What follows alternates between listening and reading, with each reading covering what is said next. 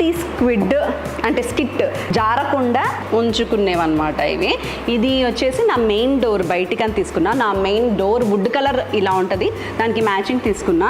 And ఇవన్నీ కూడా expensive అండి, బట్ వీటిలో కాంప్రమైజ్ అవ్వకూడదు, క్వాలిటీ బాగుండాలి, ఎందుకంటే ప్రతిరోజు కాళ్ళని పెడతా ఉంటాం కాబట్టి తీసుకున్నాను అనమాట. 1250 రూపీస్ ఇది యాంటీ స్కిట్ది. అండ్ మా ఆయనకి టవల్, ఆయనకి టర్కీ టవల్ అంటే చాలా ఇష్టం. ఆ మెత్తటి వెచ్చటి పింక్ టవల్, కాకపోతే ఇది పింక్ కాదు, మా బెడ్రూమ్కి మ్యాచింగ్ అనమాట ఈ కలర్. 1899 రూపీస్ అట, రూపాయి కూడా డిస్కౌంట్ లేదు. అండ్ ఇది నా కొత్త డైనింగ్ టేబుల్ మీదకి పెట్టుకునే సాల్ట్ అండ్ పెప్పర్ది, ఇది కూడా హోమ్ సెంటర్ నుంచే. This is around 599 rupees.